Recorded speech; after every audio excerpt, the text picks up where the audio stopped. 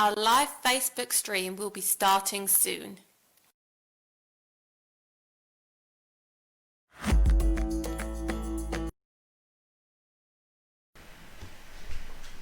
Hello everyone! Welcome to our Facebook Live session for, it's Thursday, July the 9th. I am Catherine, I'm the Resource Centre Manager, and today I'm joined by Odette, who is our Advice and Development Officer. Hello. And Ines, who is our Business Development Officer.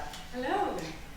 So this is our second time at our new time of between 4 and 5 in the afternoon. So do remember it's a little bit later than it has been, and please do join us. So just a little bit of background information about Croydon Vision for anyone who's new, and welcome if you are new, welcome if you've been with us since the beginning. Croydon Vision is a specialist charity, and we encourage independence, confidence and growth amongst our local residents who are blind and partially sighted. And we have been supporting members for nearly 100 years. We're really excited about that. And we're passionate about assisting our members to achieve their personal goals and retain as much independence as you can. So last week our session was on handheld technology with me. But before that we had a little bit of a language session with David. He gave us some simple phrases in both French and Spanish. So how many of those phrases do our watchers remember? Because my language level isn't very good, and I will be shown up by the two ladies next to me who are both fluent in other languages. So this week we are continuing with our theme of travel, and Odette is going to lead us in a discussion on travel and travel advice if you're visually impaired.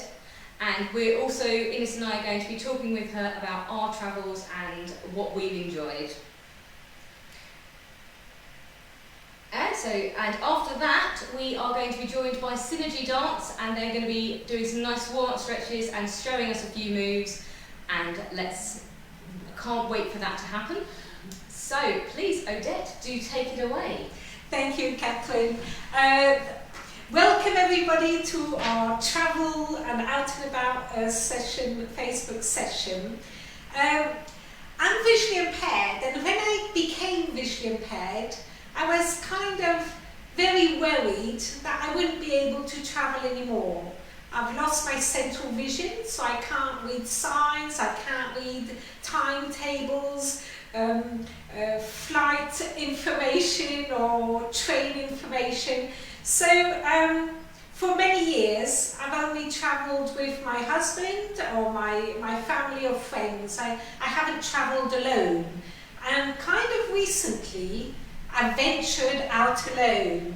So I wanted to share with you today a little bit of, I suppose, what do you do if you can't see and you want to travel? What are your options, and what solutions can you bring with you?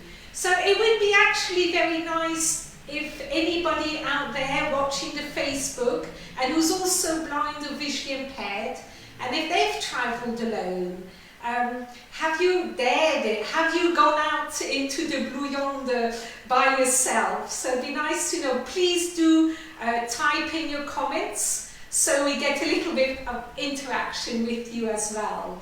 And Faye's there in the corner picking up all the comments for us.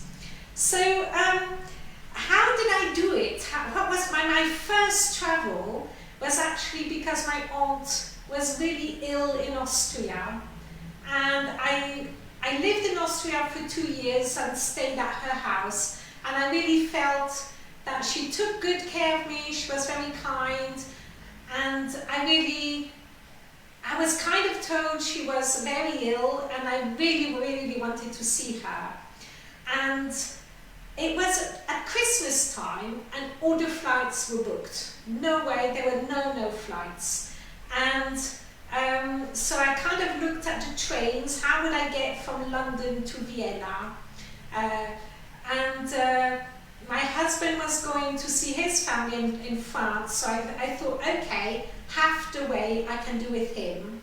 So we flew to Geneva, and I arrived at the Geneva train station, and I said, in a recently, could I have travel assistance to go to Vienna? And they looked at me, and I had my long cane, and they said, are you traveling alone? I said, yes. And they said, oh, nobody's asked that before. I thought, Geneva, an international train station, and no blind people travelling alone. So it shows actually how, I suppose in a way, how difficult it is, and how brave you have to be to dare to go out there and travel in foreign countries alone as a blind person. And so I had my cane, and I thought, okay, I knew a little bit of German, but not a lot, and I had to do 3 changes in Switzerland. And I thought, right, Swiss people speak French, they speak German, but they also speak Swiss and probably a bit of Italian. So I thought, oh, I might not understand them, they might not understand me. So I wrote up flashcards with the name of the station I wanted, the name of the next station. So I had 3 or 4 big flashcards, so I could do a bit of sign language if I needed to. I had my plastic, my credit card. If worst came to the worst, I could leave the station and go to a hotel. And I didn't have a mobile phone, so that was it. I know, Catherine, who did the technology last week, I now know how to use a mobile phone, so next time I do it, I will have a mobile phone. And so out I went, and you know, for a whole month beforehand, I was really worrying. At night I would say, so what if nobody understands me? What if I miss the train? What if? But I was so motivated because my aunt was ill. And having done it, I was so, and so I went to Geneva in the end, got on the first train, and I went to the next, stopped at the next station and asked the guard, and they were very kind. They took me to the right platform, got on to the next train, and I found myself with a bunch of people that were doing the same journey, because there were no more flights from Geneva to Vienna. And my flashcards, they were fantastic. They really came in handy. And then I was so glad when my cousin met me at the station. And that was about 10 years ago. And I'm so glad my aunt is still around. She got over her illness. But what was the most kind of amazing thing is still, and the way I talk to you about it, I'm still so excited to have done this by myself. And I felt then that the world is my oyster. Now I can travel. I am independent. And I've got my little techniques, my little safe failings for traveling. So one of the things I would say, I'm going to bend over to pick up a few things. My white cane. White cane is an international symbol. And most of the time people will notice it and help you. They even put me in first class. Ooh. So that was good. And my magnifier, I wouldn't go anywhere without my magnifier. And I also have, and Catherine will be actually quite happy about this, a portable CCTV magnifier. I'd like to see that's a transportable CCTV magnifier. Transportable. It is a tiny bit heavy, but it folds up like a laptop. Oops, and also, yeah, and you can actually, and so I read maps, I read hotel menus, I read the local brochures and I love also to draw and paint, so I can do that. I can do my nails. This is my eyes, and the first time it went through customs, it was really interesting, but that's fine. I had it packed properly, and I've taken it to France, to I've taken it to Ireland, to Germany, to Spain. So, so far I haven't been arrested for having the CCTV. And the next thing is a Sharpie pen, because if you need to make notes, I really need it in big and bold. So those are the things I take with me on holiday. And now that I have a new mobile phone, I'll definitely take my phone. So I wanted to find out from you, if you've been on holiday, what are the things that you take with you? Maybe even if you're not visually impaired, there's always things you take with you on holiday. Catherine, do you want to kind of say what do you take? Yes, so I would always take my mobile phone, because I'm lost without my mobile phone. I'd always take some form of reading material. So when I was first going on holidays, that would be real books. And my suitcase was really heavy, because I would take lots of books on holiday with me. Now I tend to take a Kindle instead, and that's a lot lighter, but you can't do the same thing where you might share a book with someone else. It's very much insular reading. I'd usually have either on my phone or printed out a map of the area. Yeah. And I would try and at least learn a couple of phrases in the language of where I was going. You'll so have I could at least say... You'll have to ask David. Yeah, I'll have to ask David about that one. I usually try and learn please, thank you, excuse me, and some counting, so that I can, and do speak English. Very important. I found if you could at least answer someone, you could say thank you in the language of the country you're in, there's a nice response. Yeah. I do also want to mention about customs. You can take anything that is specialist equipment through customs. Just be prepared for some strange questions the first time it happens, because this might be equipment that no one's ever seen before. Yeah. And how about you, Ines? Any objects or things you take when you go on holiday?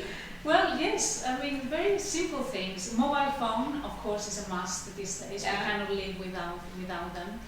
For me, I tend to take books, paper books. I mean, I love the old-fashioned sort of paper books. I never go away for too long, therefore 1 or 2 books will be sufficient for me. But also, I do like to take a notebook with pens to write thoughts, to write notes, to the sketches. I also love drawing, like yourself. So I like to just sort of keep a few thoughts, a bit of memory of everything that I'm doing through that journey. I love to do research up front to make the most of that holiday. So I love art and visiting museums. Therefore, what I will do when I go to a new city is think about my schedule ahead of time to make sure I can go to as many museums and art galleries as possible. And that takes a lot of time, you know, once you're there to try and explore. So I prepare, which I know can be a bit, you know, boring for some people. Oh, I'd say that's part of the holiday. Doing research and finding out what you can do. Yeah, it's interesting because some people love to go on holiday and just get lost, you know, and just don't plan anything. So I'm a bit of a planner. I like planning, but yeah, you need to allow a little bit of time here and there for improvisation. So so that's it. That's how I do my holidays. Faye, have we got any comments from anybody about what people do on holiday? So David, he wouldn't go anywhere without his phone. He's travelled to New Zealand. Wow. And Maxine, she's been to Canada on her own. The first time she found it very scary because she couldn't find the assistance to departure. But when she arrived at the gate, she was given a wheelchair, even though she explained that it was visual impairment and she didn't need one. But hey, she was put into a room to wait for her flight, and luckily she got into the plane. And then the second time was a lot easier, and she was asked if she needed help, and they were a bit more helpful the second time around. We've got some travellers among us. Fantastic. Now, yes, this is something that some of you might not know. If you go to any airports, there's always kind of an assistance service for people who need it. Any disabilities, or if you find it very hard to walk through the long corridors of the airports, as Maxine said, they do tend to turn up with a kind of a wheelchair, which is which is kind of sometimes a little bit off-putting. But if they come with a little buggy and they kind of ferry you around, that's actually quite fun. But it's always worth booking in advance. And sometimes I would nearly say it's worth actually travelling with a few other disabled people, because then you learn the tricks of how to travel. And now Ines, you said you like a kind of cultural and museum holidays. Catherine, you said books, you like reading? Yeah, when I go away on holiday I like to relax, so quite often it's lay somewhere and read a book. So on one of my recent holidays I read I think about 8 books in 4 days. But I wasn't doing much else than laying by a pool, turning every now and then and reading my book. Now if you are a book reader, remember there's audiobooks. You can get audiobooks from the RNIB, from Calibre, even your local library will have audiobooks. And they're quite nice because they're usually read by actors and they put the drama in their voices, and they're fun books to bring with you on holiday. Now another let's hear maybe from our viewers. Faye, any comments on what kind of holidays people like to do?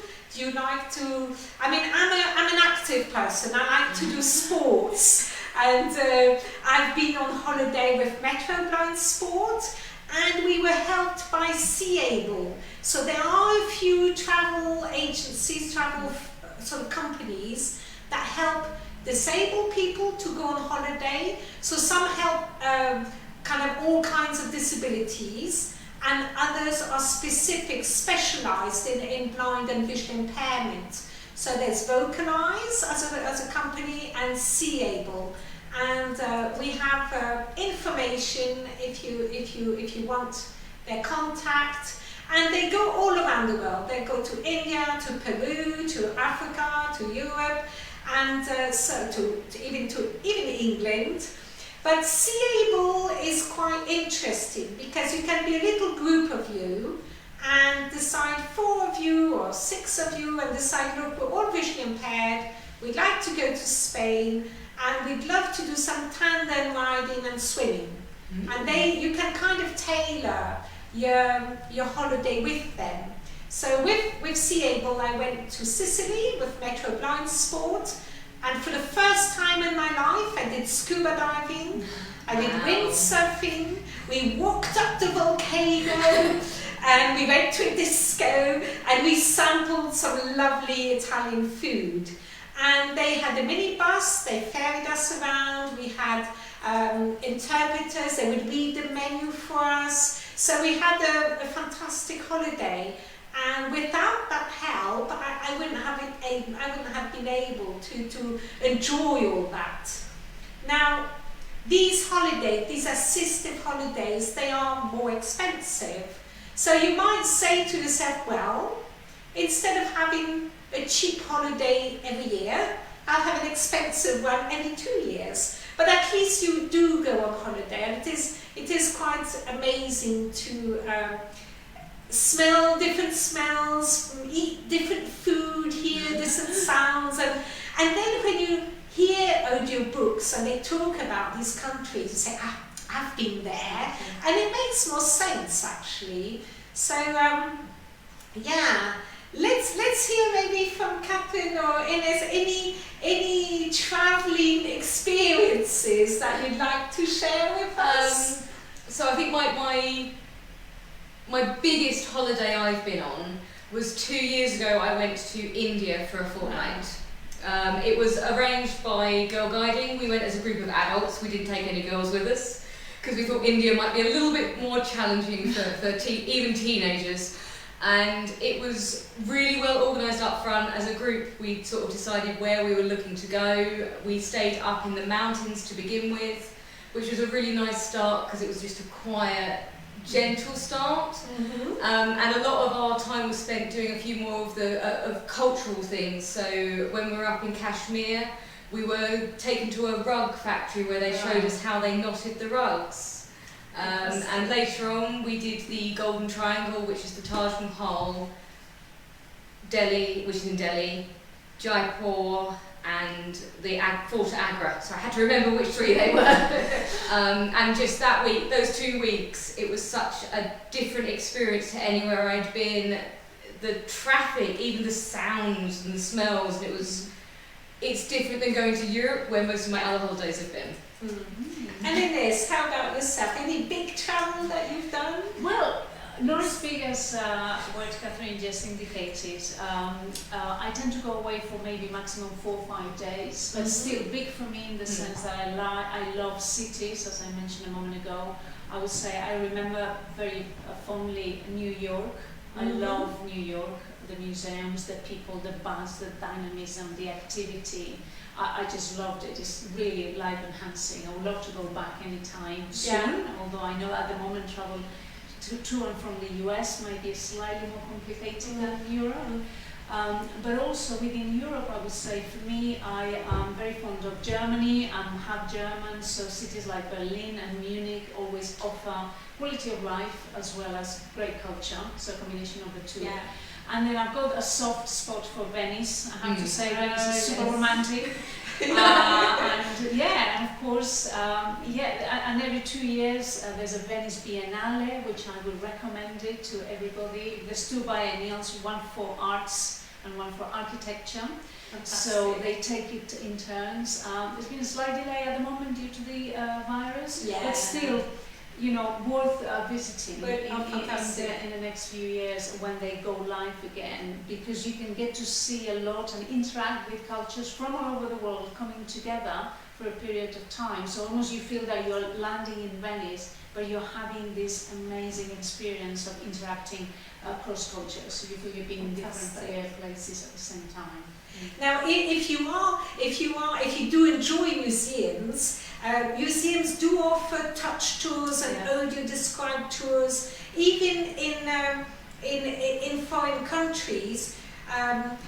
What I didn't experience a touch tour in a foreign country. I would take the sort of regular headphones that they give you and ask them. They ask you what language do you want it in, and you say your language. And sometimes it's really difficult to see, like if you have to punch numbers, number 10, number 13, you don't see where the numbers. So for that, it's good to have maybe somebody sighted. But equally, I have asked the guard in different rooms, they often have a particular guard, and ask them for the number of this room, so that can help. The Louvre have a touch tour of sculptures in Paris. Here, Tate Britain, Tate Modern, they have touch tours and audio descriptions. So it's well worth asking, finding out in advance what there is for disabled customers in the various museums. If you don't have anybody with you to help you access the art, whether it be by description or through touch. Often if you're touching sculptures, they'll give you gloves, because the sweat of your hand might sort of ruin and sort of affect the sculpture. But if they're copies, I think they let you touch them. But that you have to find out at the museum itself. That's correct. I mean, and this is an opportunity for you guys in the audience to think about any future trips you may want to do. And if you want to sort of engage in sort of conversation with us, feel free to reach out at any time, and we can brainstorm ideas about future destinations, and we can give you guidance and support on who to ask, where to go for further information, whether it's about the actual travel itself, or once you get to the destination, again, as Odette was saying, if you want to go to a museum, we can give you some advice and some contacts. Or if you want to do something completely different, like try a new restaurant or a sporting activity, one of us, we're highly likely that we've had that kind of experience, or we can find out for you, so we can keep this conversation going, and we can still start thinking about our holidays as we enter the new normal, or the new now. So I think we've just got enough time to go to any comments that we have from the members, and then we will be moving on to our next section. Yes. We've got loads of comments. One conversation going here. So Maxie likes to be on the beach doing nothing. I'm with you, Maxie. So Cetas, he says, depending on the destination, I like visiting places about the culture of the city or the town, and Luxembourg was the last place. Ooh, Nice. Very eye-catching sights, and then lots of family trips as well. Anna, she likes a lot of boat trips, so she said that they were very helpful when she went on a boat trip. Jim's very, very prepared. He takes his tablet for books, his mobile, his notebook, his pen, money, 6 months on his passport, and layers for the sun. And he says minimum clothing for the hot weather. So he goes to hot countries. Jennifer's also a big fan of New York. And then Maxine says again that she's not been to the USA, but Barbados. So, I mean, Barbados is better, can go on for a long time. Oh, Bob's popped up. He says he's travelling to Bedford Hall enough. Oh, that's more than enough. Yeah, and Ceta says, I hope air travel will pick up soon. And Anna says that Traveleyes is a very good option for VI people, because we know that she went on a trip with Traveleyes. Now, for those of you who don't know how to, do I have enough time to talk You about have Traveleyes? 1 minute, Odette. Okay, Traveleyes, you go with a group, and a group of sighted people. So you're paired up with a volunteer. Every day you're paired up with somebody else, so you don't stay the whole holiday with the same person. And they're trained to describe things, to guide you, and the whole group is always together. So you all do the same thing all together with a volunteer. So they have a really good reputation amongst the visually impaired community. There we go. Brilliant. Well done, Odette. Traveleyes. So do remember, if you want any of those details, you can contact Odette here at Croydon Vision, and she will be more than happy to help you with getting in contact with Traveleyes or Seeable. I think from what I heard, Seeable's a little bit more active and Traveleyes is a little bit more organised, so depending on the type of holiday you need. So you're just going to